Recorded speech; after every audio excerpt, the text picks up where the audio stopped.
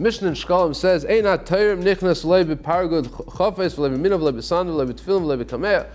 Mishnah is talking about the one who does the Trumas Halishka. What's the Trumas Halishka? We know that in the Beis Hamikdash, every Yid had to give a half a shekel. They collected all the money, but they didn't need all that money for the karbanis. So what did they do? 3 times a year, they came and did Truma. Truma means that somebody went in, he went in, he was a certain person, he was called the Toireb, and he went with a big shovel, and he took the money that was needed for the next few months for all the karbanis, and he did Truma. That's called Toireb Salishka.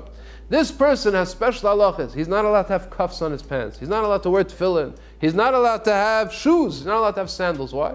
So that there shouldn't be any doubt that maybe some of the money fell into his cuffs. Maybe some of the money fell into his shoes.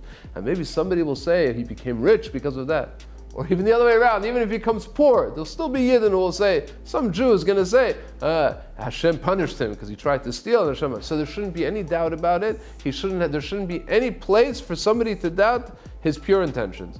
And then the Mishnah brings 2 psukim. First pasuk is from the end of Bamidbar, where it says, Vayisim Nikim Hashem Yisrael. Moshe Rabbeinu answers the Bnei Gad and Bnei Reuven. They said, we don't want to go into Eretz Yisrael, let us stay in Ever HaYarden. And Moshe says, well, you're not going to fight.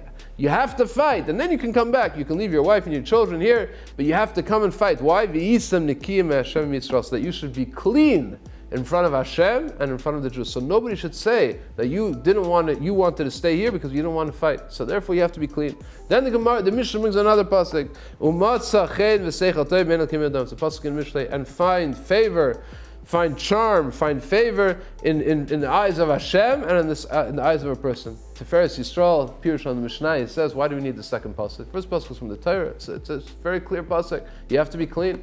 Tiferes says, yeah, that was in the case of the Bnei Gad and Bnei Reuven. They already aroused suspicion. They say they want to stay here. Already there's suspicion on them. They have to clean themselves, reach some nikim from that suspicion. What about a person who didn't do anything wrong? He's going around his job. He's doing his own thing. He's supposed to do the Trumas. And there's one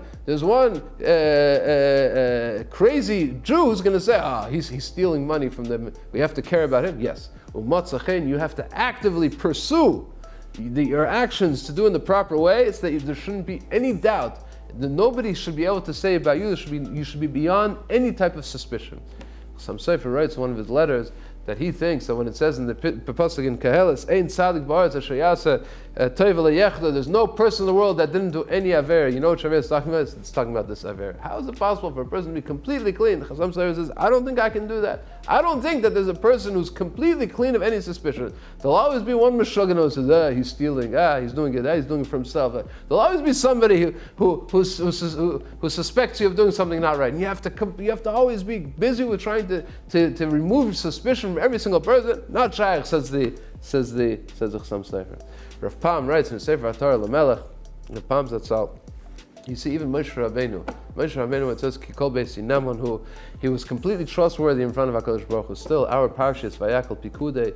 It's a listing. Vayakhel-Pekudei, Moshe Rabbeinu gives a complete accounting, of everything that he collected and what he did with it. This is how much gold I got. This is what I did. This is how much silver I got. Moshe Rabbeinu is explaining himself to Klal Yisrael. Somebody's going to suspect Moshe Rabbeinu of stealing money from the silver and the gold that people gave him to build the Mishkan. Yes, even Moshe Rabbeinu did whatever he could to remove all suspicion from himself. How more so, says Rav Pam, especially in today's day and age.